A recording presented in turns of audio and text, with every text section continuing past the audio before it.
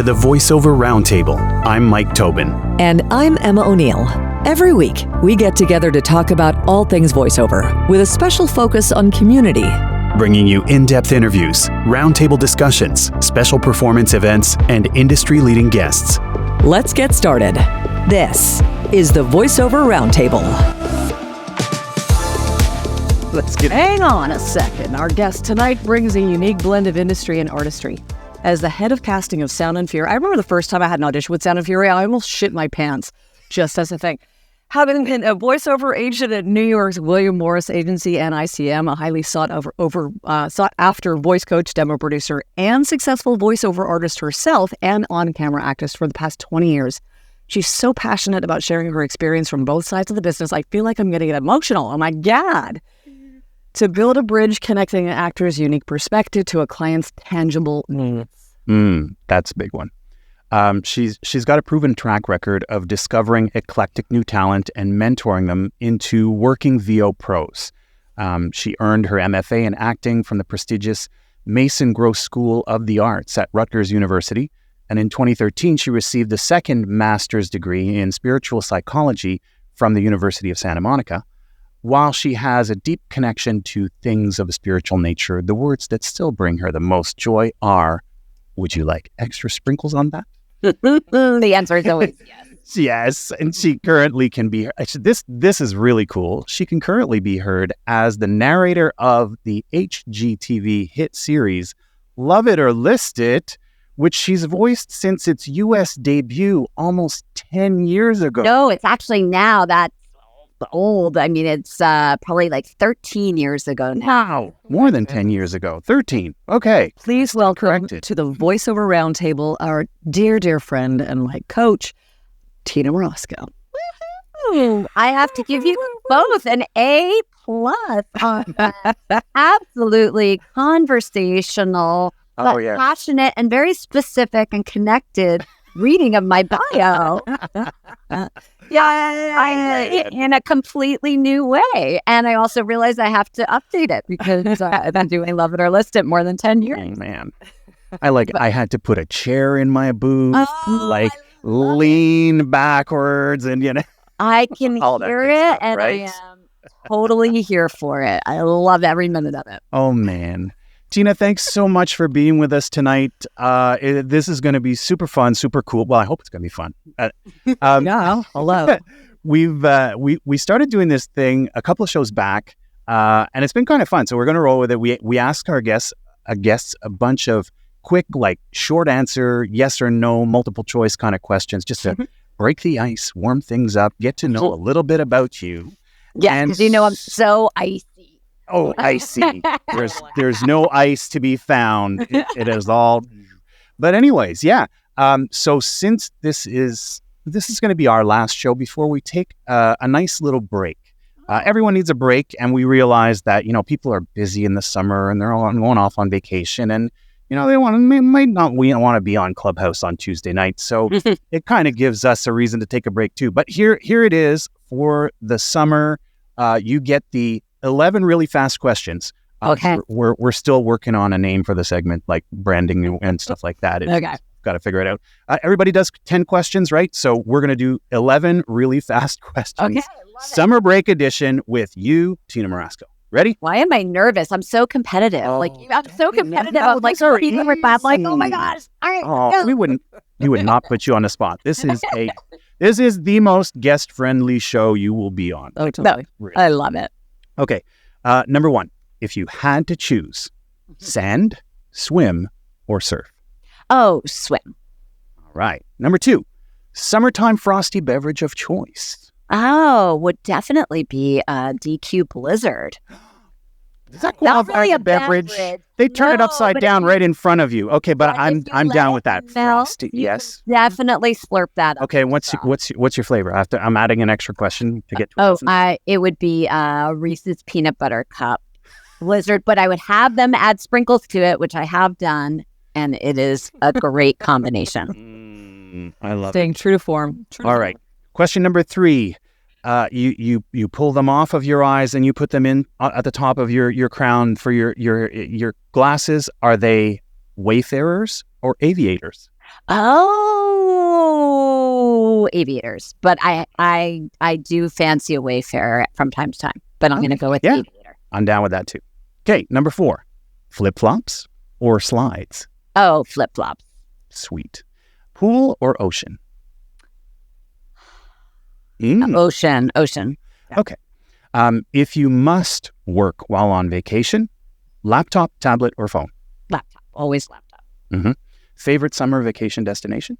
Well, I just came back from the Jersey Shore, which brought back lots of nostalgia. But I can't say it's my favorite destination. I would say Cabo. I'm a big Cabo fan. Okay, that's fun. Number 8, camping? Yes, no, or maybe? Hard. It has a room with 4 walls and room service, and it's not a Ritz camp. Yeah, exactly. Glamping. We're gonna go with glamping. Hard pass on camping. Yeah, me too. Oof. All right, number 9. On a 1-week vacation, and assuming voiceover, put yourself in your voiceover shoes. Okay. On a 1-week vacation, voiceover travel rig or out of office reply? Oh. At this stage of my life, out of office reply, but I do respect the hustle of anybody doing a travel rig. Yeah, for sure. Number 10, you're relaxing on a beach. Are you listening to music, reading a book, or the sound of the waves? Sound of the waves. I just did it just last week. I love it. Yeah. And our last question, number 11. Here's a fun one. You arrive at the summer fair. Where do you go first? The Ferris wheel? It's three options. Okay. The Ferris wheel, the powdered donut concession, or the fortune teller. Oh my gosh. I was ready to say like powdered donut, but you got me with fortune teller. I always it's so funny because I work with so many, I have somebody that I'm actively working with now that is like, Tina, stop exposing yourself to other tarot readers or whatever, because you just don't know what energy you're getting. But when we were on the boardwalk on the Jersey Shore, it's like I'm like a magnet. I see palm reader and I'm like, and I had to stop myself. I literally had to pull myself back. But yeah, I would go fortune teller all day, every day. Sweet. Sounds like fun. Love it. Oh, cool. I'm also crazy susceptible to all the TikTok readers because I'm always like, oh, they're talking directly to me. So accurate. Yes. I always think they're talking directly to me. And I was like, that literally happened to me today. I am I'm the worst. I succumb to every Instagram and Facebook ad. I can't even tell you how many leg tightening things I've bought. I just bought the compression leggings. I'm the worst. I'm like everybody's target audience. And that, folks, my friends, has been 11 really fast questions, summer break edition with Tina Morasco. I love that. That was super fun. But I love that because it's you are in casting, so it kind of works. It's it's working. It's the job that you're in. You're right. I am absolutely the biggest consumer test audience for every brand. I'm like, I love it. Squirrel. Exactly. Yeah, squirrel. Exactly. Squirrel. I'll buy it. Buy now. Click. One click. Nice. That was. I like that. That was good. So we have a lot to talk about tonight. Okay. Tons and tons and tons. And as always, we'll open things up to the community. They can come up on stage. You guys can ask your questions in the chat. Don't worry. I will be going through the chat and then forgetting to speak one of my lines as I go through the chat, as I always do. And then Mike's like, hi, Emma, can you please come back? Just so we can establish that that's what I'm going to do. Tonight, it might be different. We're not sure. But we usually do an origin story, but we don't really need to do an origin story. We've gone through your demo. Mm-hmm. I mean, your bio. Mini demo. And you've done a lot. You're an agent. Mm-hmm. You were an agent. Currently, that you're the head of casting for Sound and Fury. How did casting happen from all of this? And so casting has been the biggest eye opener or ear opener, I should say, and the biggest complete paradigm shift in everything that I've done. But it came about, started as an agent, went back to grad school for acting, came out to Los Angeles as an actor and voiceover artist. And all along the way had always been coaching actors because it was just sort of what I really was in my blood from being an agent for so long. And And about 5.5 years ago, Carly, who's my work wife, Siamese twin, she had been my agent at Atlas, and she left Atlas to go to Sound and Fury. And we were catching up, and she kind of told me on the DL that she was pregnant and was asking like, hey, would you ever consider, like while I'm in maternity leave, like this is like your skill set is absolutely perfectly suited for this. And so I was like, sure. And I really thought it was like going to be this cute little like, oh, I'd be in my PJs and I'd just be doing it at night.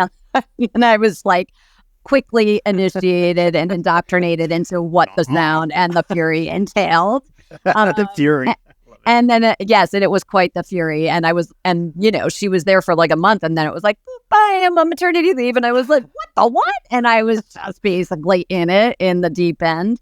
And really took the challenge. And so it was the thing that is the most eye-opening is that I always thought that I could coach a good read out of anybody. But what I understood to be a good read, and then what I was hearing book these jobs were really different things. And it's very easy. And this is like one of my main messages out there. It took me a long time to sort of like quantify this, but prior to taking the job at Sound and Fury, when I would go in and have these conversations with my agents at Atlas, and they would be like, you got to do less, like people don't want the polish anymore, blah, blah, blah. And I would just say, well, then my career is over because I don't have an interesting voice and nobody's going to pay to hear me talk like this. Like the reason I booked as much as I did was because I always felt like I could outread anybody on the copy. Like I just knew commercial copy so well for so long that I felt like I really could analyze it. I knew exactly what words to romance and like how to create the different styles and all that stuff. So I was like, yeah, well, if I'm not doing that, nobody's going to pay me to just talk. And they were like, well, nobody's going to pay you to do that anymore either. And so I would be like, okay, well, play me the read that booked that job.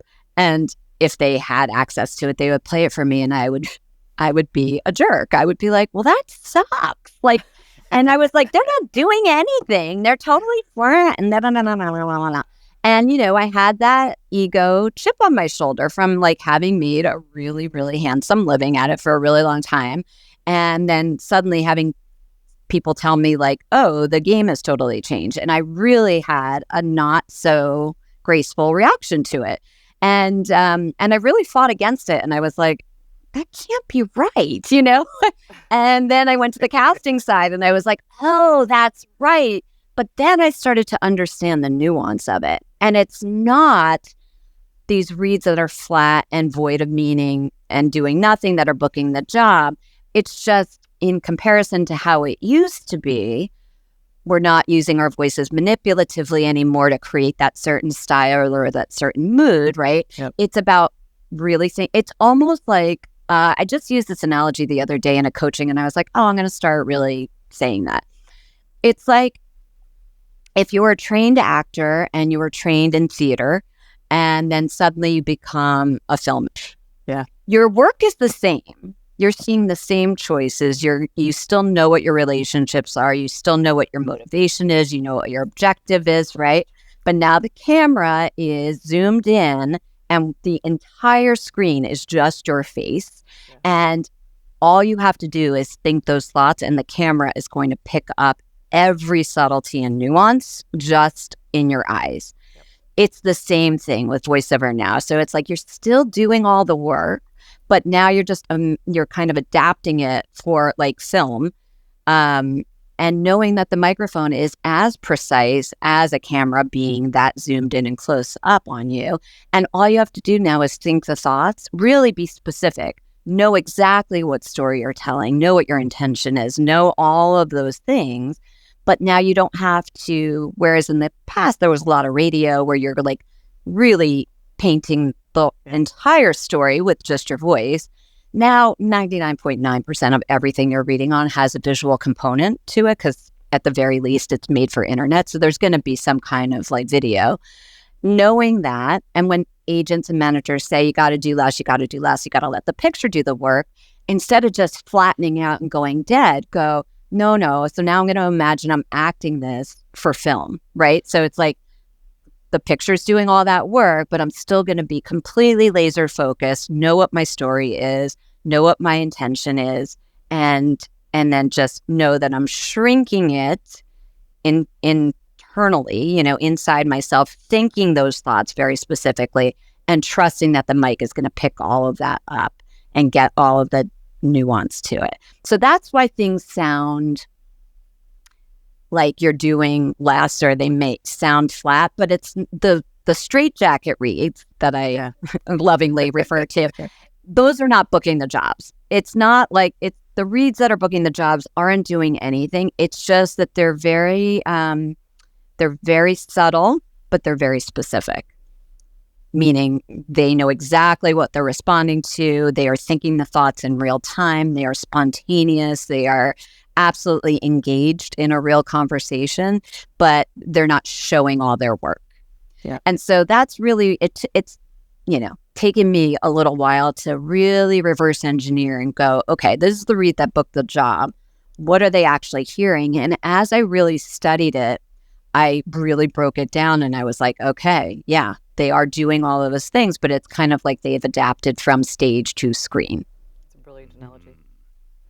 And it's true. It really is true, And the other thing on that topic is that something that I noticed for a long time and just kind of took it for granted, and now I'm like, oh, this is all playing into this, is when we get the decks from the creative team. So the deck is like kind of like the big PowerPoint presentation about the campaign. So like tells you what the music is, you see the storyboards, maybe you even see the rough cut, but it tells you like all the campaign background and what the message is and all that stuff. The creatives are referring to these as films. They're saying in this 60-second film, in this 30-second film.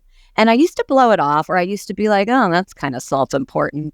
But the more I have dug into this, I'm like, oh, yes. Just the way that analogy makes sense. They are treating these commercials as short films. They are not treating them as ads. They are not treating them as commercials. They are therefore not trying to sell us anything. They are making short films that are either the brand's story or it's the story that the brand wants to align themselves with. And so therefore, your approach as actors is to not think about being a third party kind of creating a sound and narrating it. You are a protagonist inside this short film. So you are an actor in the film, and it's your story coming from your personal and unique point of view. So it's a complete paradigm shift. Wow. But it's one that will really, really get you anchored and grounded and coming from a truthful place, as opposed to outside in trying to sell something. Yeah. So much in that. So there was so much. There was a whole bunch of coaching there, folks. Yeah. and we're gonna go back into the coaching aspect of things, but I wanted to kind of dwell a little bit and dive a bit deeper with you on the casting side of things, because as voice actors, depending on where we are in our career and what we've had experiences with, whether we have an agent or not, and whether we do commercial or not, we have different ideas of what happens in casting, right? But I'm sure, like anything, casting has its extremes. I've heard the stories, and you've told the stories, but I want to hear.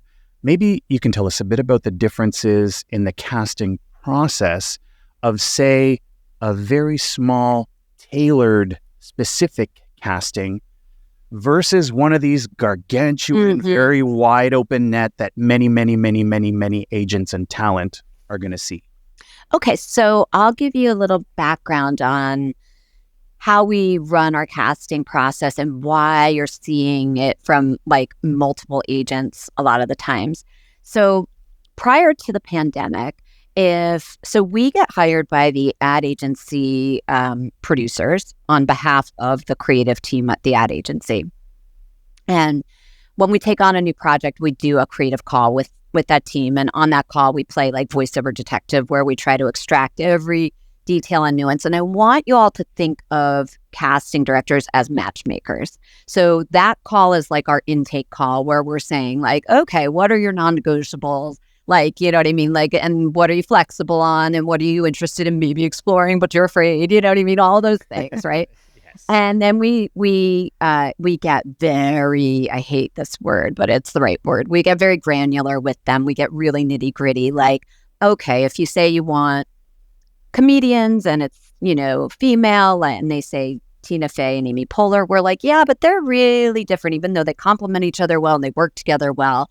Tina Fey is much more close to the vest and kind of dry and out the side of her mouth. And Amy Poehler's got that like sort of can-do attitude with a little zinger at the end. So like, how do you want to hear it? And they might say, we're open, or they might say, oh, you know what? You're right. So let's go like Tina Fey and Tig Notaro, and you know what I mean? And like kind of go more in that sort of drier Aquafina or whatever.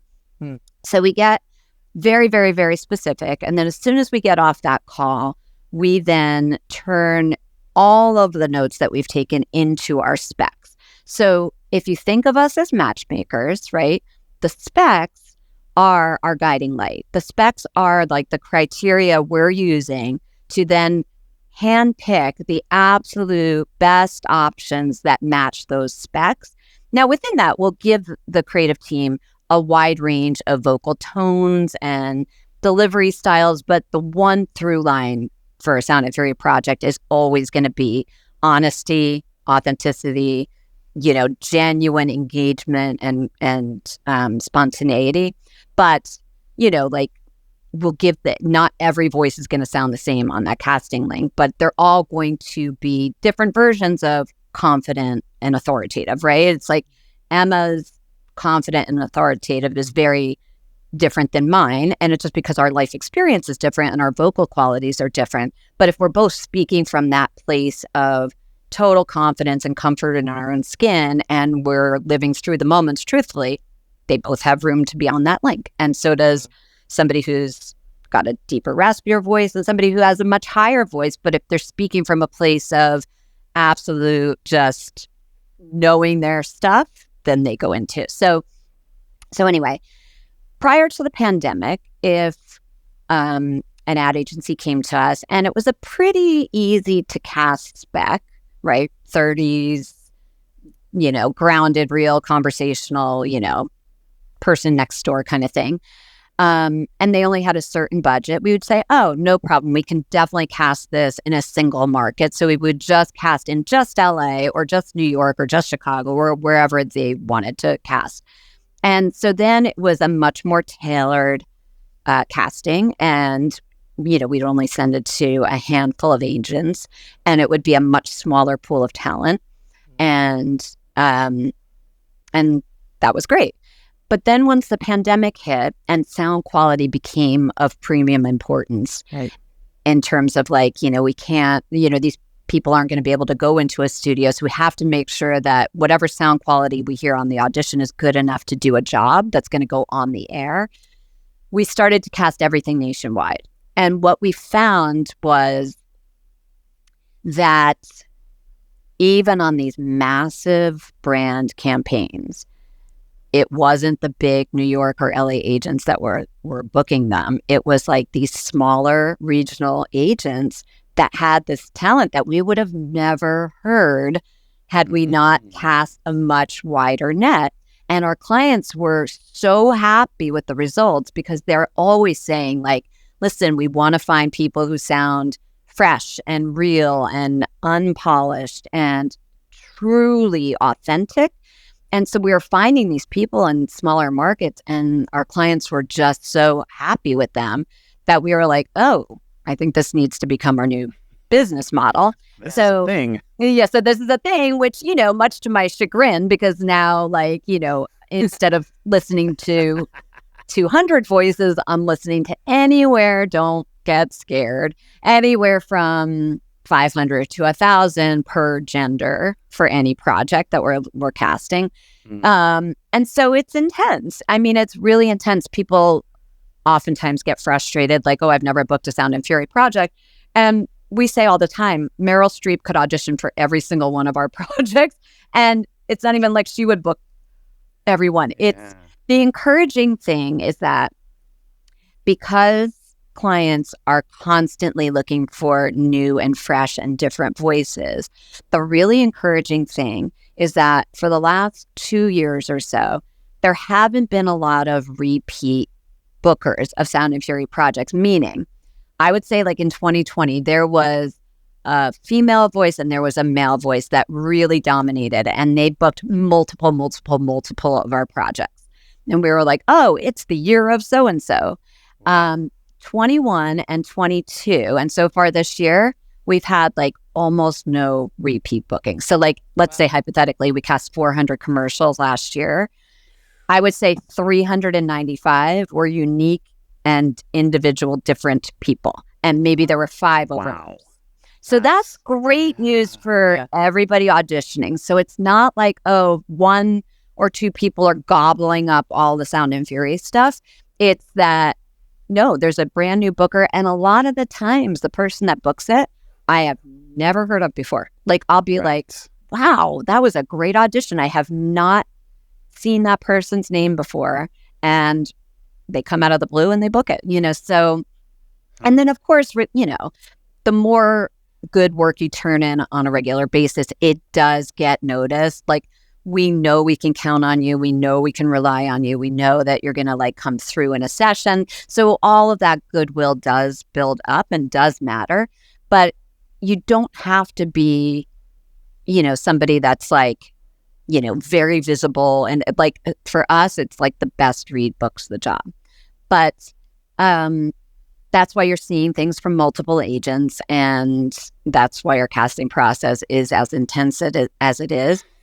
And so I would say that it's usually about the top 10% of everything that we listen to that gets sent to the client. So if I get 600, I'd probably send about 60 through to the client.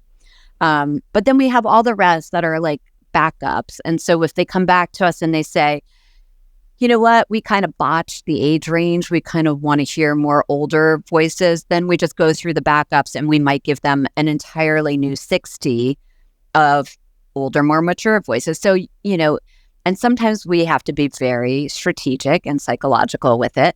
If they've tipped their hand to us in the beginning saying like, hey, we want you to bid out for multiple rounds, sometimes I will purposely hold back some of my absolute favorite reads from round 1 because psychologically nobody wants to pick from the first batch that they get. So sometimes we play the long game and it's worked brilliantly. It's like people that I absolutely would have led with in round 1, but I hold back purposely because I know they're not going to be, even if that same person that they book was on round 1, they wouldn't have booked them. They just want to feel like they've done their due diligence. And so, we do absolutely everything humanly possible to get every one of you the job.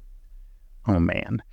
Tina, I want to tie together 2 things that you said in there just as a kind of follow-up question here. You talked about the big numbers and you talked about the importance of excellent sound quality coming after the pandemic. So when let's say it's one of those big castings where you're getting 600 to 800 auditions in, by the time that stuff reaches you, is that all good quality sound? You see? No, that's why the numbers aren't nearly as scary as so tell the people, be honest, tell the people how much. The honest answer is like, let's just use 600 as a hypothetical working number. Sure. Of that 600, there's probably only about 300 viable options. And what I mean by viable is, so I'm listening in the first listen through, it's really truly a weeding out process. Like the first time I go through the casting, it's not really casting. It's more like just trimming the fat. And so I'm listening for 3 things. I'm listening for, are you the general right age and demographic, which sounds easy enough, but you'd be surprised. I'll get 75-year-old men reading for 16-year-old girl roles. And, and I don't mean like you're 46 and we said 30 to 45, so you're not going to read on it. Not like that. I just mean egregious, like, I hear you audition every day in your American accent. Don't suddenly give me a German accented thing if you're, you have no German heritage at all. So, so general like ballpark, are you the right, kind of age and demographic? The second thing is your sound quality good enough to do a job from home if that's required? Mm-hmm. And the third thing is, in that opening moment, do I believe you? Like, do I believe you're already engaged in an honest conversation? And so what I do is I get every single one of the auditions downloaded. I get a yes folder and I get a backup folder. And I'm literally just going down just the first time. Nobody gets scared because eventually the whole thing gets listened to. But in that first weeding out process, I'm listening for those three things and I give it about the first beat, whatever the first beat of the script is. I give it about that long. And I'm just going I'm just asking myself those three questions. And if the answer to all three of those questions is a yes, I put you in the yes. Everybody else goes in the backups. And it's such a quick decision. So if the opening moment is introducing and I hear intro, all I have to hear is that. And I'm like, nope, I just feel, you can just hear the springboard and you can just hear the typical commercial melody. So you don't have to continue to listen. So I'm listening for you being dropped in. If I hear you suddenly instead going introducing, and I'm like, oh yeah, they're connected to something, So that's the first pass through. And then when I get through that 600, I go to my yes, and now my yes is probably 300. Now I go, okay, that's reasonable. Now I can start casting. Then I listen all the way through top to bottom, and I'm listening for, did you hold the connection? If it's comedic, did you bring some fun ad libs? Did you understand the rhythm of the script? Did you, if it's more serious, did you really sink into it? Do I feel like it was very personal to you? Do I feel like I understood your point of view on it and how you feel and what you brought to it? And then I start pulling out my favorite reads. And then let's say I still have 100. Then I go through that 100 and I go, okay, pretty heavily skewing raspy textured voices. So I pull all the raspy textured voices into a folder, and then I pick out, okay, of those raspy textured voices, which ones are telling the story the best way? And I put those in, and then I pepper in my favorite clean voice reads. Then I make sure there's enough age range reflected, and enough diversity in every sense. And when I get it to about 80, then we put it up for our editing team. We have a whole team of editors, and they proofread everything top to bottom. So if you mispronounce a word, they'll put a note there. And then if I have enough time, I could reach out to your agent and be like, hey, Mike mispronounced accelerometer. Can he punch it in and get it right back to us? But sometimes this is why it's so important for you all to proof your stuff before you send it in, because sometimes we're fighting a deadline. And if we get those edits back with the notes and I have to ship to the client within, 15, 20 minutes, I'm not going to have time for you to punch something in.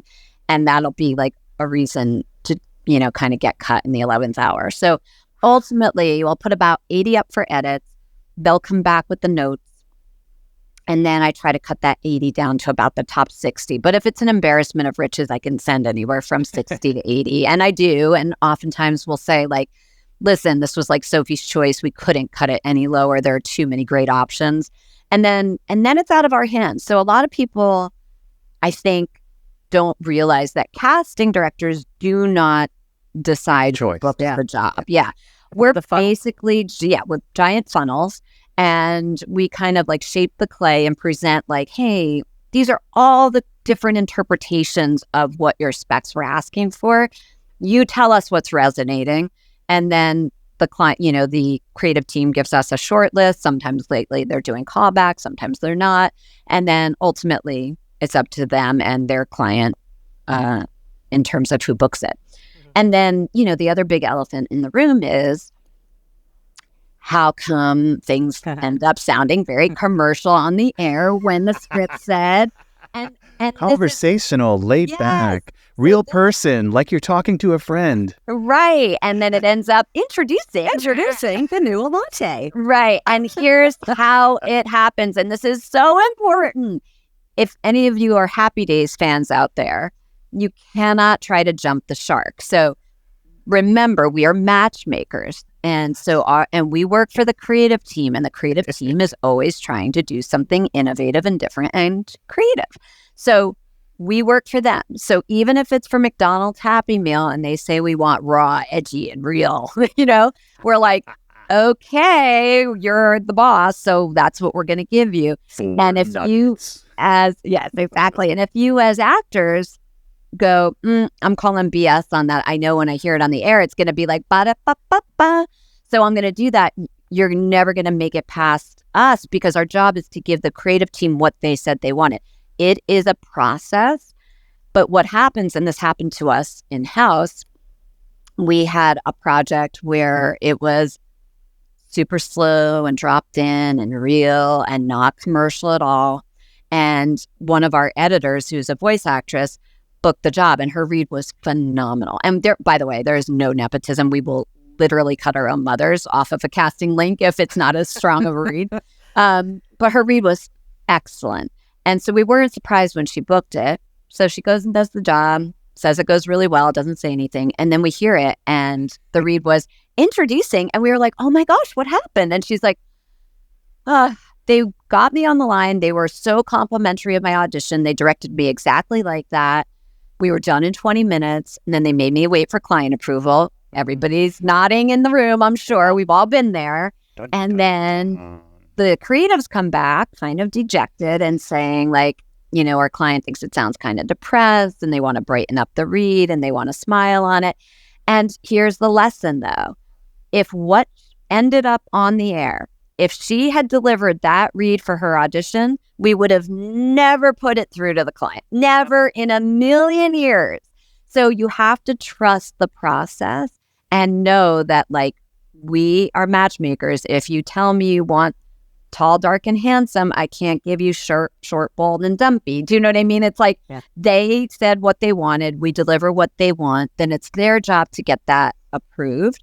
And as actors, it's your job to be malleable in the session and kind of bend and shift and do whatever is asked. But do not let it cause you to doubt the specs, because it is a process. And even if you're right, even if it ends up on the air the way you think it's going to, it wouldn't make it through the casting process because it's not what they are currently asking for. So it's just a process. Yep. Absolutely. Absolutely. I love it. I love this, it's gold. Gold is being spread freely around the room. And we could talk for days about casting, but I think we should jump into coaching because I feel like there's been like a great segue into this because basically when you're casting, I feel like you're still in your coaching hat. Yeah. So we've both Mike and I have had the pleasure to coach with you. And I'm sure a ton of people in the audience have also had the opportunity to coach with you. What do you think is different about coaching with an active casting director versus talent, versus a talent who coaches or just a coach? So, I used to be a talent who coached, or, you know what I mean? And the difference is access to what is currently being asked for, access to what is booking the jobs. So like I said, like I was, very not guilty because, we're all doing our best. And the reads that I would coach people to do would be, very right for that time and when that style was what it was. But I think working with, and not just me, like anybody who's actively casting, Elaine or Mary Lynn or, any of the, Jeff Howell, like anybody who's like actively. Kim Burden in the audience. Yes, Kim. I love Kim. Hi, Kim. Anybody who's actively casting really has their finger on the pulse, and those are the people that I would trust to. Now, if you want to work out regularly with a workout group or with a coach that also is an actor, whatever, that's all well and good. But just kind of do like a check-in once every couple of months just to make sure the styles haven't changed, that you're still sort of delivering competitive reads, like, seeing how you measure up in comparison. And if you're making that final cut, all of that is really, really beneficial. So it's really just access to the knowledge and to like the frontline information. That's really the advantage. But I also think it's really helpful to work with somebody who has an acting background as well and an acting vocabulary, because a lot of times, like people will hear it in their head a certain way, but they won't know how to get you there organically. So you could mimic something, or you could like work outside in and be like, oh yeah, that's a read that would be totally competitive. But unless you know what got you there, you can't really, it's not really helpful for you when you're alone in the booth. You have to like learn how you create stories and how you, use people from your real life to make the right choices to tell each particular story that the script is telling, and that are going to ground you in your own authenticity. So having somebody who has an acting background, who knows you really well, who can say like, okay, I know you're talking to your friend, like Charlie and, blah, blah, you know what I mean? Just like really being able to pull. That's the other thing too, is like when you're making your choices of like, everybody's always like, oh, who are you talking to? You have to make very, very, very specific choices. And those specific choices have to be based in the specs and the story that you're telling, right? So if the specs say, hey, this person is our wittiest friend, is sitting in the back of the room dropping the wry commentary and, the hilarious, one-liners, observations, right? So then I go, okay, well, so to me, it's the best friend version of me that's talking to my friend Steve, because my friend Steve makes me the funniest version of myself. Like every time I get off of Steve, I'm like, I should do stand-up comedy, because he's like, he's so fast and he's so witty and he's so sharp. But he like elevates me, and then all of a sudden I start coming up with stuff that I would never normally come up with. So I would choose Steve to talk to if the specs were calling for that version of me. If the specs were calling for me to be like empathetic and, like the supportive best friend, then I would pick, maybe I'd pick Emma. Like I would imagine I was talking to you, and God forbid you were telling me you're going through some health things. And I'm like, oh my God, Em, I'm so sorry. And like, how can I be here to support you, right? So those are two different friends. So it's not like the generic best friend version of me. Yeah. It's like, which best friend version of me, So you got to make really specific choices. And which circumstances, right? Yes, exactly. Which circumstances? Circumstances are crucial. It's like, you want your pre-life circumstance to really ground the story that the script is telling, right? So you want to figure out like your environment, like where you're having this conversation and who specifically you're talking to, and then very specifically what that person just said that forces you to respond with the first line of the script. And that's really the key to everything, and that's intention, right? So your intention is, you rarely to never have a conversation where there's not intention. But I hear so many reads on a daily basis where people are just kind of like achieving a conversational sound. Yep. They just like, they're just saying it and it sounds pretty loose and casual and conversational, but I have no idea what is prompting them to say that. So it's really just figuring out why, like what just happened that causes you to say, like, with Schwab investing themes, it's easy to invest in ideas you believe in. Like, nobody's just going to say that randomly, right? So you really have to figure out, like, if you're saying it's easy to invest in ideas you believe in, okay, then I'm obviously talking to somebody who's frustrated that their money and their investments aren't lining up with their beliefs and their values. Yep. So I can imagine I'm a friend and I'm out to lunch and I'm talking to you, Mike, and I'm like, hey, I work for Schwab. You're my best friend from college and haven't seen you in a while. Like, do you need any help with like your portfolio? And you're like, you know what? Actually, I'm really frustrated because I just met with my portfolio manager yesterday and he's got me invested in all kinds of stuff that I just object to. I don't want my money supporting these things. And I'm like, you know what? I've been working on this for the last year and a half because I've been hearing this from my clients all the time. Check it out. Then I like pull up an app on my phone and I show you. I'm like, look, with Schwab investing themes, it's actually easy to invest in ideas you believe in. And so then it's grounded in an actual circumstance. You're hearing how I genuinely talk to my friend Mike, and it's peer-to-peer sharing about something I know like the back of my hand, because this is what I do all day, every day. And there is an intention that's driving it forward, which is, oh, I can solve this problem for you. So, and what I probably heard 90% was, with Schwab investing themes, it's easy to invest in ideas you believe in. Or super conversational would be like, yeah, Schwab investing themes, it's easy to invest in ideas you believe in. And it's like, that sounds conversational, but there's no meaning or intention driving it. So the intention is the fuel. It's like the gas that you put in your car, the electricity that fuels your car. It's the fuel that drives the story forward. I love it. Tina, you talked about us being alone in our little booth, which we tend to do alone. We spend a lot of time alone. It's great when we can have a chance to work with someone like you, but knowing firsthand how challenging it can be to book a session with you because, well, hello, busy. We were so thrilled earlier this year when you unveiled your on-demand coaching program called The Library. And I want to congratulate you on it. I've seen firsthand. It's a beautiful, beautiful program. Congratulations on the launch and what has seemed like a really, really positive response from the community and from people who have taken it on, so to speak. Tell us a little bit about it, who it's geared towards, and what people can expect from it. Well, a little surprise in the second half of the show. Just a little one. Yeah, nice teaser, Emma.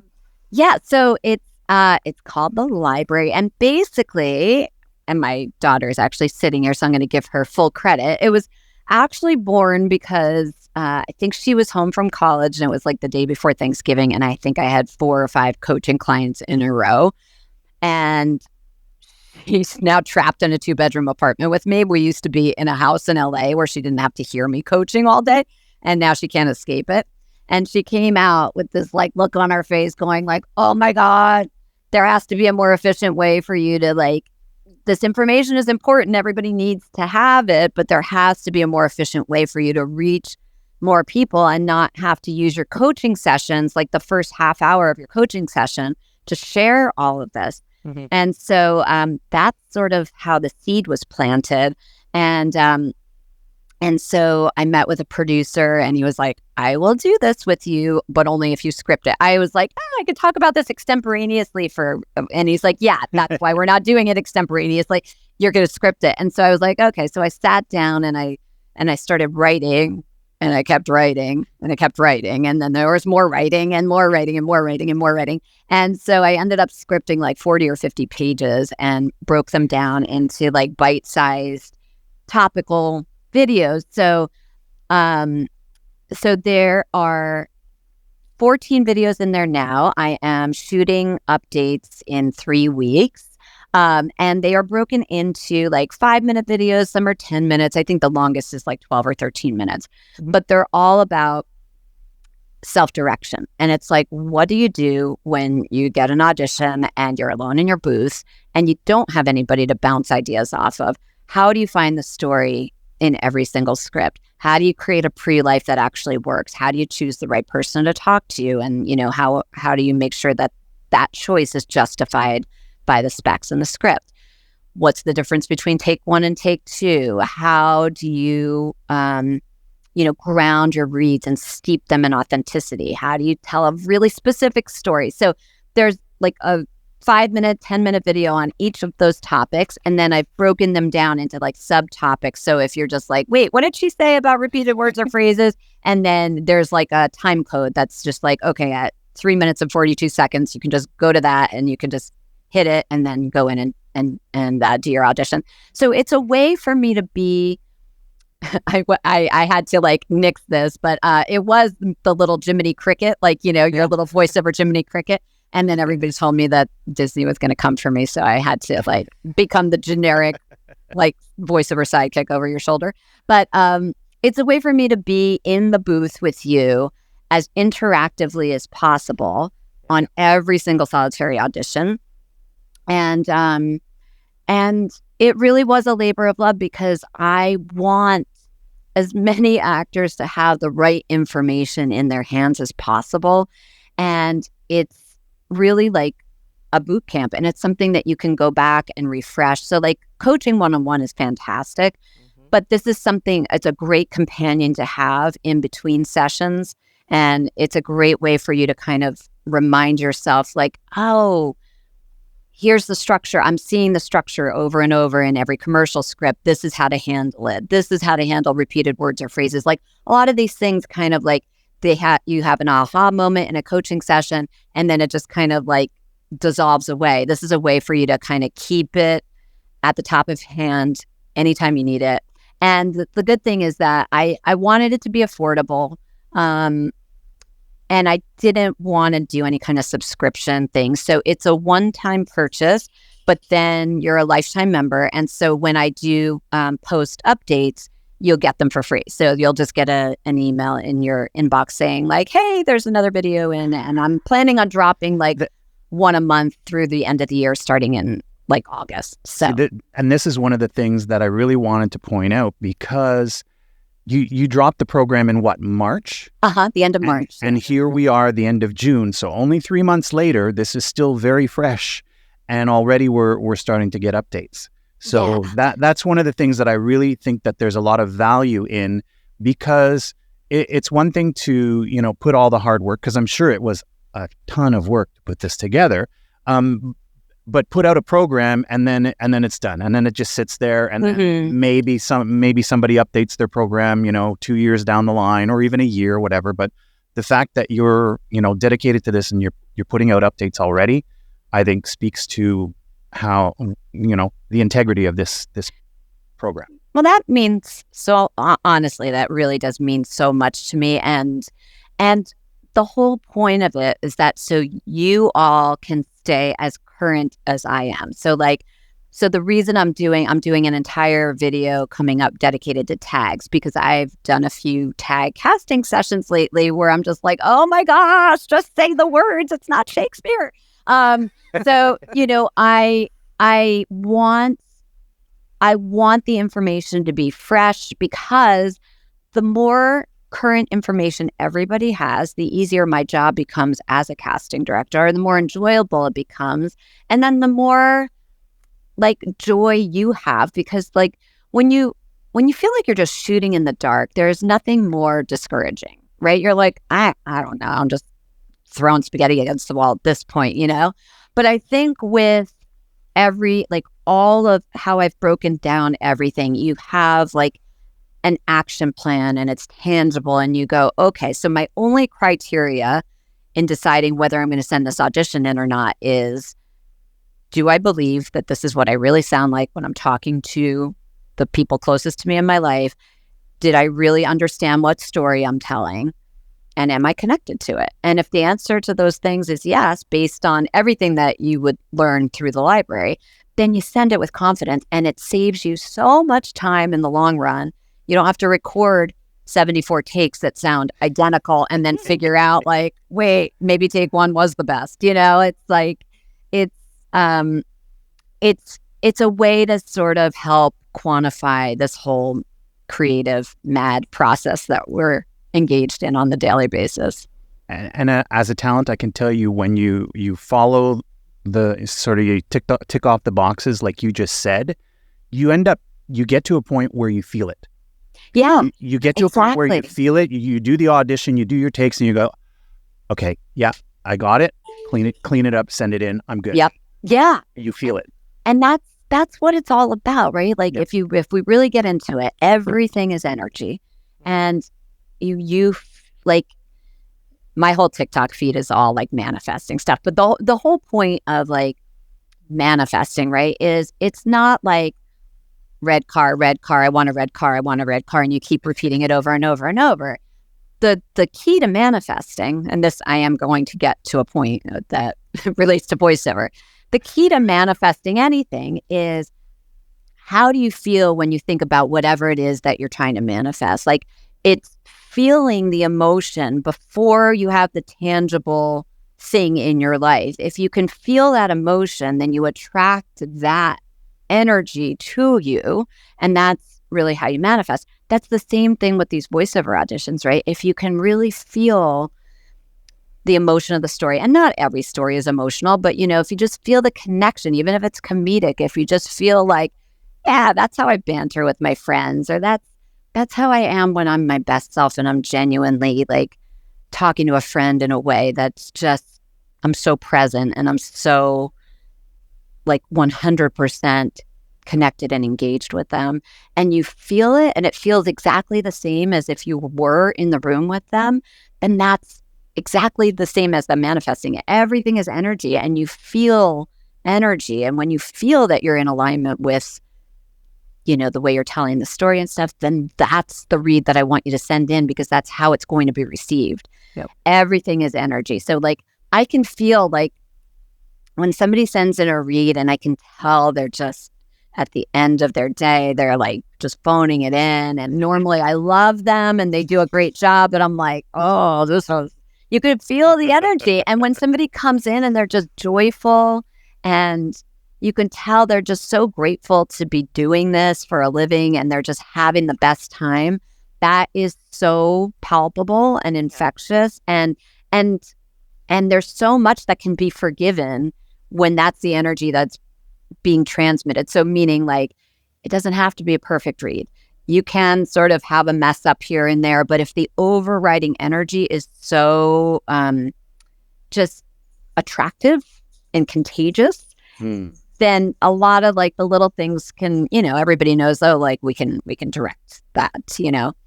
So if you think of everything energetically and how things feel, and let that be more of your criteria of what you're going to share, that's really going to move you in the right direction.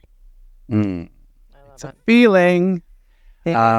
Emma, I'm going to let you drop the little surprise, but before you do, I just want to share with everyone, if you've joined us part way through this evening's show, this is the Voiceover Roundtable here on Clubhouse every Tuesday evening, 7:30 p.m. Eastern, 4:30 Pacific.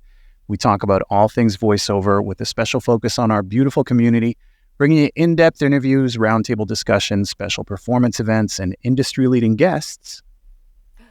And tonight, our special guest is head of casting at Sound and Fury, voiceover coach, the creator of The Library, Tina Morasco. Time for a surprise. Our surprise is, so we've been on this for a year, and we don't talk about it a lot. Mike and I are not sponsored. We don't get paid. Nobody gets paid to be on the show. It's completely volunteer, and people get to, promote their businesses, even though we're not really like sell from the stage. But at the end of the day, everyone's promoting their business, because we want to make sure that our audience is being connected with people who are not snake oil salesmen. And although I have some really nifty snake oil, I'm sure I have that I got from Amazon, that I got from an Instagram ad. Oh my God. I've been rubbing it on my cellulite, and sadly has not worked yet. And this back to the surprise. The good people onto the show. And out of nowhere, Tina sent me an email a couple of days ago, and she was like, so would it be cool, like, would you want to have a discount code for the library for your audience? I said, hell yeah. Well, yeah, we would. I messaged Mike. I'm like, and because it's Tina, because it's her. Yeah. This is what we just got. So I posted the link to the library in the chat. I'm sure Mike is going to post that at the top of the page. And when you go to checkout, you are going to enter in caps, all one word, round table. I will also put that into the chat so you can just copy and paste it.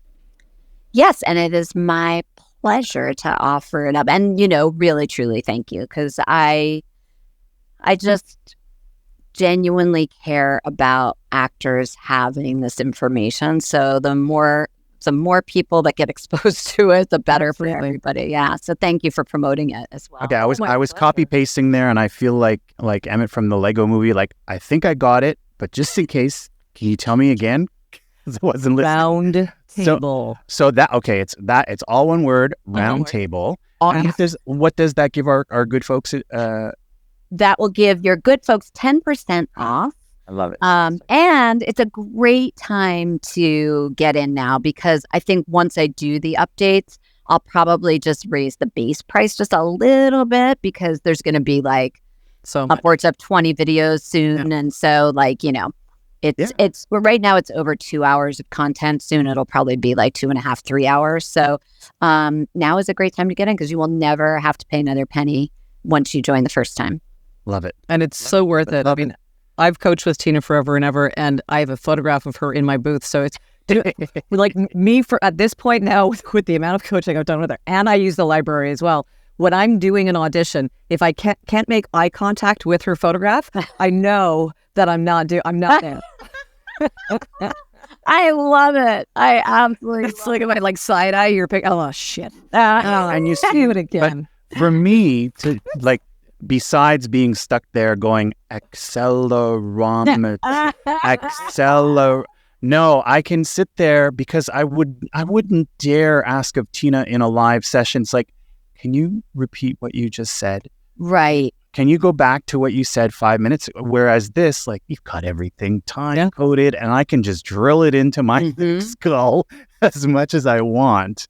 And there's something about that, to go back, Tina, what you're saying with energy and connection, even though it is a pre-recorded piece of content, there is energy there. There is a giving aspect to it, and being able to absorb it and go back to it and absorb it some more and just like bathe in it kind of thing sometimes. Because sometimes that's what you need to do. Yeah. Sometimes it can be really frustrating. I'm sure as a coach, you've experienced moments where you're trying to get something into someone. They just can't get it. But this allows us to do it at our pace. Yeah, absolutely. I always used to say like the best auditions I ever did were in the elevator on the way down after I left the audition. I was like, damn it, I should have done it like that. So this is your you are in a constant elevator in the library. So I love it. We have a ton of questions, and I don't want to take up too much of your time because I know you're in the middle of a casting.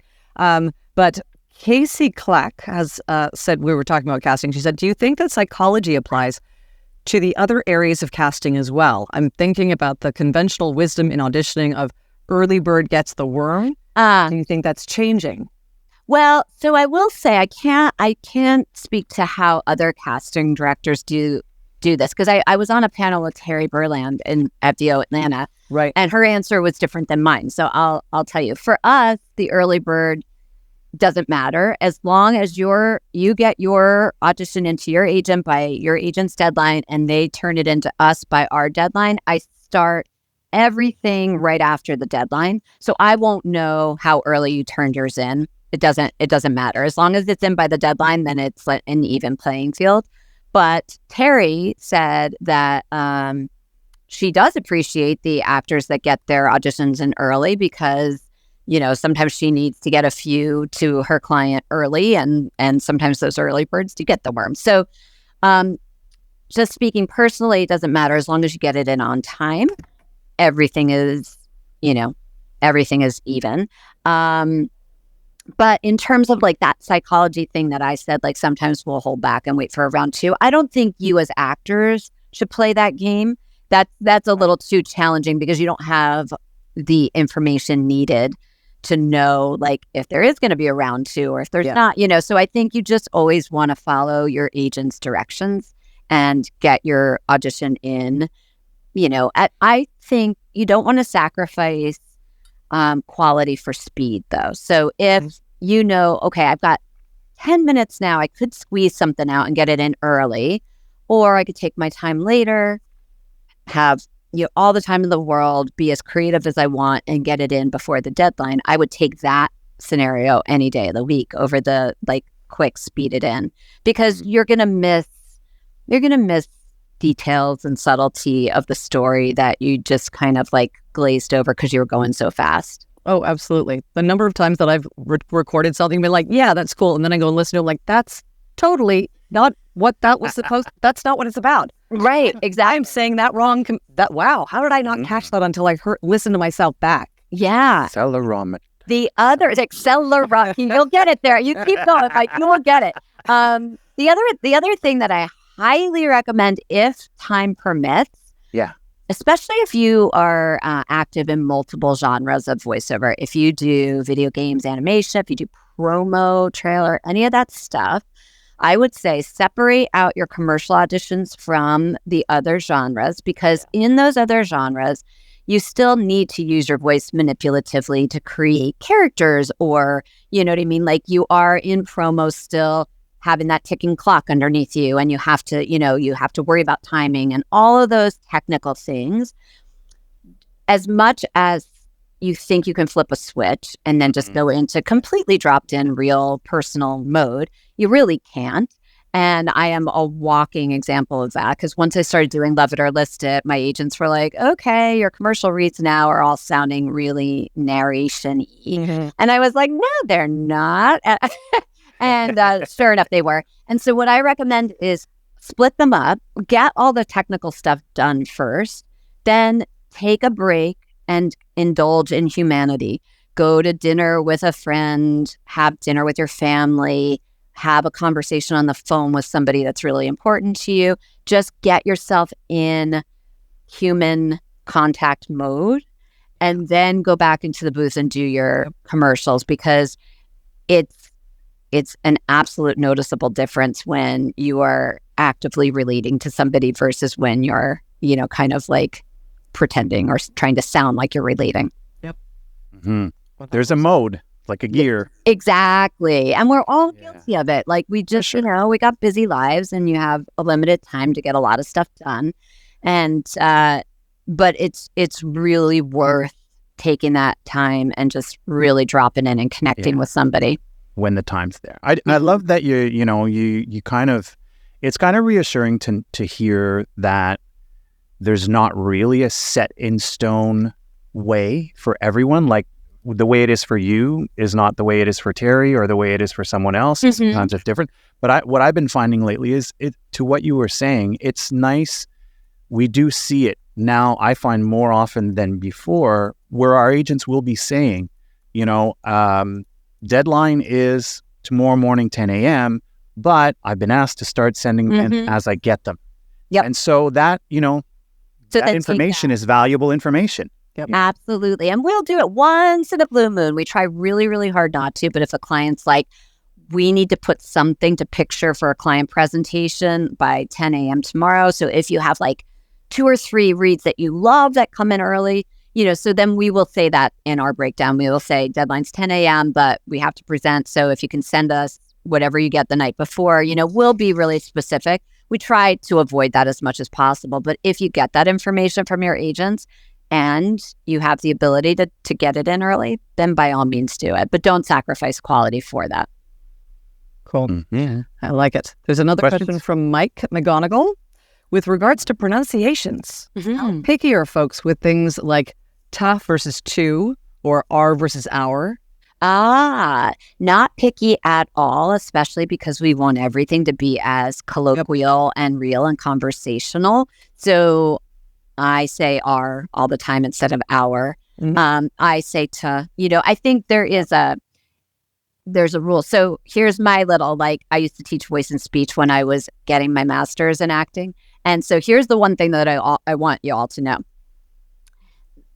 The, T-H-E, the word the, before a vowel. So if you have the... Absolute. The absolute. Right, exactly. So if the word the is before something that starts with a vowel, the word the becomes the. So you go the absolute best, right? Instead of the absolute best. If it's before a consonant, like the book, then it's the. And it is one of those things that most of us do automatically, and we're not even aware we're doing it. But when somebody doesn't do it, it does stand out. It just, something feels wrong, and you're like, what? And that's what it is. So that's just a little, that's no charge for that one. Like it. Yeah. The accelerometer, the speedometer. Yes. The accelerometer, the speedometer. Yes. The accelerometer, the speedometer. That was the perfect. Showing off now. All right. You are. But that's seamless integration right there. I love it. It's, but language is important. But it's a great question how because we wonder, did I say our? Did I say our? The other one that I will give you a preference on is when you see a 100% in a script. I just think the word, if you try to say 100%, it usually gets squished in the mouth and it sounds a little gobbledygooky. So I think in general, if it doesn't make it sound too formal, like deferring to 100% just is a little bit of a cleaner, safer choice without it sounding over-articulated. Yeah. That makes sense. Yeah. We have another question from Casey Clack in terms of one-on-one coaching. Do you work exclusively with veteran talent, or are you open to newer VOs, not beginner? I'm thinking pro quality home studio, extensive prior study auditioning full time, but maybe not yet repped or even pro demoed, but close. That's specific. I'm open to all. I actually, believe it or not, I love working with pros, but I really love starting people off because they don't have any bad habits to unlearn, and I can start them on the right foot. So I am open to anyone and everyone who is patient enough with my schedule. So my coaching deal is I coach actors twice a morning before I start casting. So I have I'm on the East Coast now, so I start at 11 Eastern, which is 8 Pacific. So I usually try to get my East Coast clients in at the 11 o'clock spot, and then again at noon, which is 9 Pacific. And then I roll into casting at 1 until God knows when. Ridiculous. So yeah, it's usually a solid 12-hour day. So it's 2 coaching clients and then casting all day. But now I coach all day on Mondays. So I'm casting 4 days a week and coaching all day on Monday, and then twice a day the rest of the days. So it's a little bit, it's frustrating. And that's another reason why I created the library too, because I was starting to get like very self-conscious about like, hey, I want to coach with you. And I'm like, okay, how about October 3rd? And they're like, what? Yeah. And it's not pretentious, and it's not because I'm fans. It's just it's the limited amount of time that I have. And I don't want to ever take my finger off the pulse of casting because it really informs my coaching so much. Totally makes sense. We have Ryan O'Neill. We are not related. We haven't checked him out yet, but he could be because he spells it properly. O-apostrophe N-A-I-N 2 L's the correct way. So we're not sure. Anyway, he says, for Tina, he's got his hand up. Everything you've been sharing is really awesome, so thank you. Which genres do you feel most aligned with or have the most fun coaching voice actors? Second part, do you imagine updating the library as the industry shifts so it feels current to the trends? So we just talked about that, so I'm sure you put the question in before we covered that. So yes, definitely updating as we speak. I'm in scripting mode right now. And I will continue to update based on like problem areas that I hear when I'm doing a casting and stuff. I'll get back in there and just be like, okay, everybody seems to be falling into this trap. So how do we avoid falling into that trap?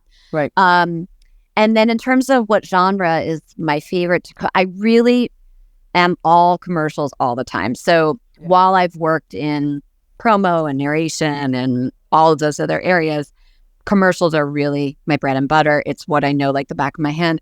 And it's what we only cast commercials at Sound and Fury. So I really only coach commercials at this point.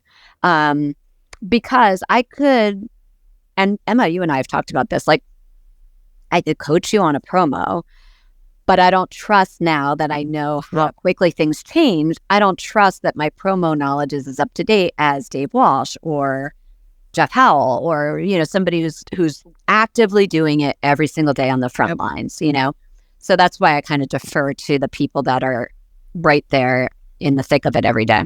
Mm-hmm. Totally got a quick question about casting from Carlos in the chat. Wondering how much of your volume of casting work is for the U.S. Hispanic market, if any? A lot. Like, honest to God, and it always comes in phases. So I think last week alone, we cast 3 or 4 or 5, Spanish language commercials. Lots of times we're doing bilingual. Sometimes we just localize in just Spanish. Sometimes we're casting the English and the Spanish voice of the same campaign simultaneously, but we cast a ton of Spanish. And so, like, are these castings similar in size and scope to what we were talking about earlier with the multiple hundreds, or like those agents, or are they more tailored? they're smaller. We'll send our breakdown to agents, all across the country. And when we can cast in Mexico, it depends on the project. A lot of ad agencies can't pay talent outside the U.S., especially if they don't have a social security number. But when we can, we try to make it as authentic as possible.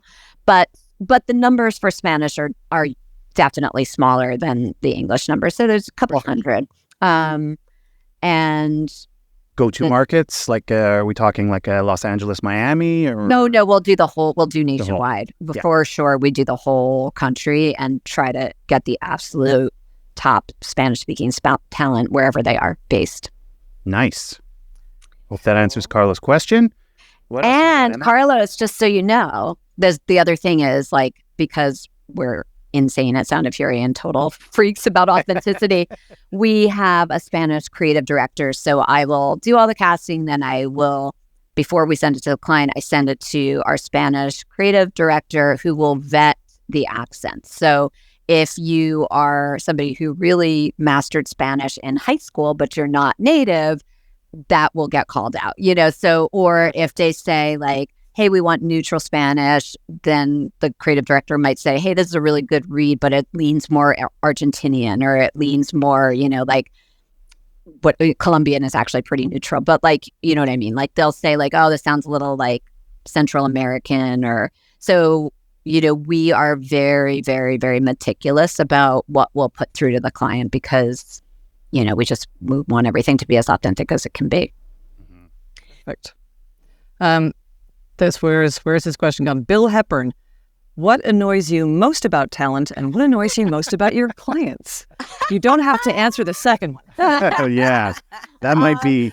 Honest to God, and I swear I'm not even being like, oh, okay, yeah, no, I'm going to work backwards. I do have an answer. I was going to say nothing really annoys me about my clients, because my coaching clients, because they're freaking awesome, really, truly awesome.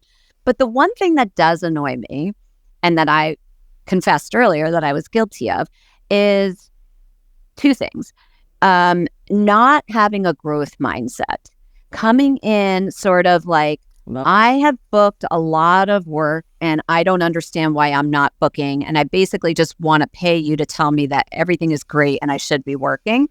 And I'm like, well, then why are you here? Because I can tell, like, once I start like dissecting their read and going like, okay, so what I'm hearing is a little bit of control in the voice, and what I want to hear, I can just see them shut down. And I'm like, okay, they don't really want to hear this. They just, so that is not the best. I love when people come in. I'm working with somebody right now who is somebody that I have admired and respected, and we've been comrades. Like, we were at DPN together for, decades and decades and decades, and she has made so much money and made such a living for herself. And she's coaching with me now. She's doing like a 5-session coaching package with me now. And she's like, yeah, what I used to do isn't working anymore. What is working now. I'm a trained SEAL. Tell me what to do. And she's so willing to go outside her comfort zone and go outside what has traditionally worked for her. And it's a joy to work with people like that. It's not a joy when people are sort of like, the other thing that I really don't appreciate is, and we're all guilty of this too, is like blowing a hole in specs, because it's really, anybody can sit back and go up yet down, black yet white, but authoritative yet warm. It's like, yeah, but if you work a little harder, you can think of an example of you being authoritative and warm in the same relationship, in the same circumstance. It's like, I'm authoritative and warm all the time as a parent. I'll be really firm, but it's because I love you and I don't want you to make a bad choice, So like, judgment is a killer of creativity. Yeah. And it's so easy to sit back and judge, especially when you feel like, oh, I'm turning in all these auditions and I'm not booking anything. So there's got to be something wrong. Like, they don't know what they want or whatever. And it's like, no, just leave the judgment outside the booth, come in and be willing to play. Yep.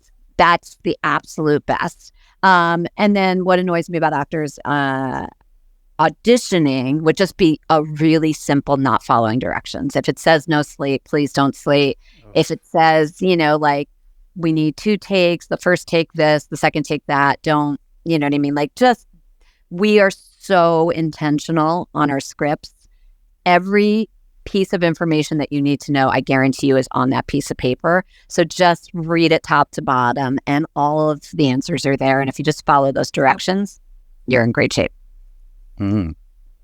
We have another question, Tina, in the chat, kind of going back to like authenticity and accents and things like that. Oliver asks, does a slight European accent in the US market balance out the ratio between the gigs it is not suited for and gigs it is desired in?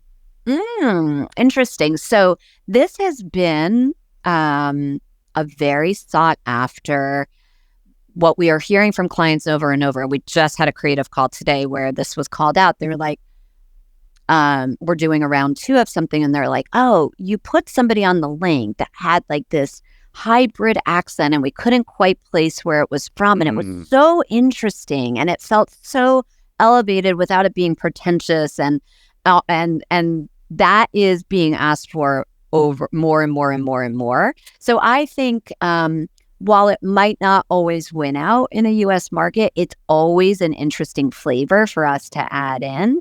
And it is requested. And it is requested. It is requested quite often. We have Emma and I have one of our peers that does this insane accent that just you can't put your finger on where it might come from. And it's kind of, it's not even mid-Atlantic. It's like, I don't know.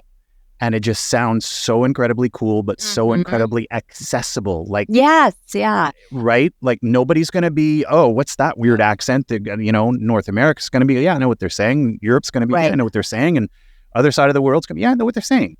Because she's British, but she's also like channeling Bjork and at the same time Kiwi sister. Like, you're just like, what is that? I don't, what?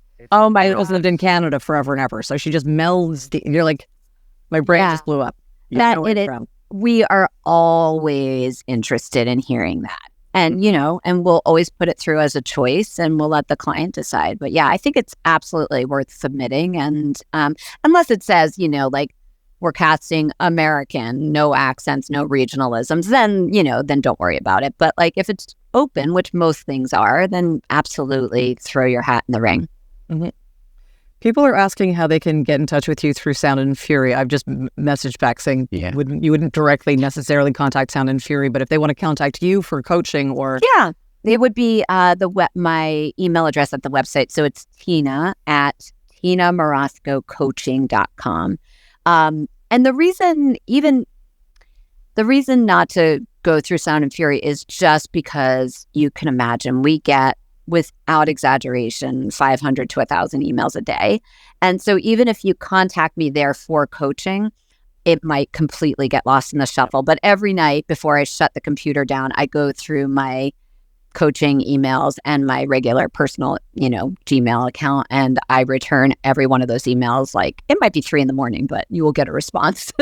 But the Sound and Fury just gets, we have so many client emails flying and agent emails flying all day that it could definitely get lost in the shuffle.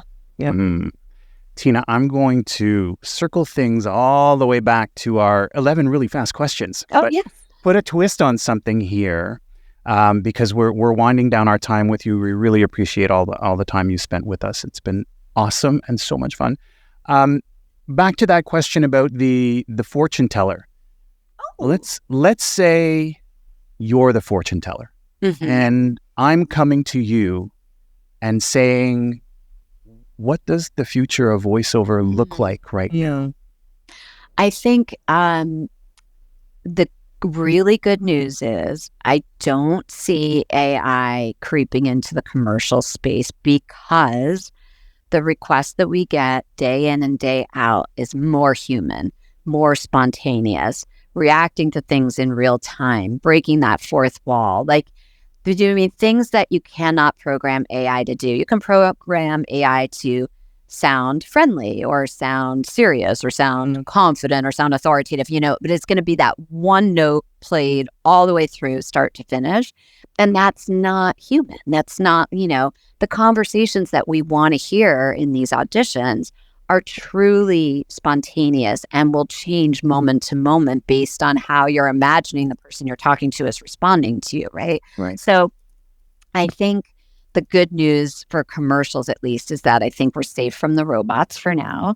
And actually, because these are becoming more and more cinematic and more film-like, I don't see that changing. So I think that's really, really positive.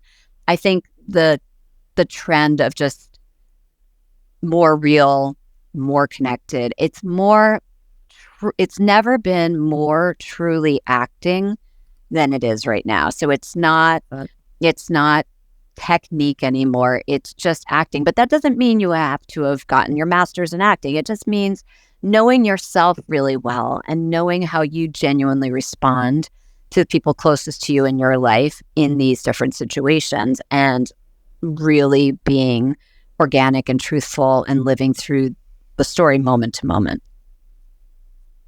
And there it is. I thought you were going to take me back and say, and we're buying you a Blizzard. And then DoorDash was going to knock on my door. And I was like, yeah.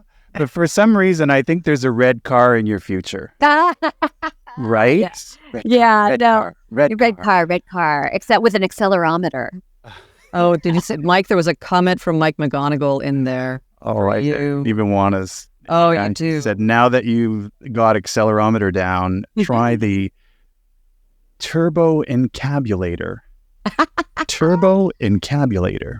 I like that. It's got a fun roll.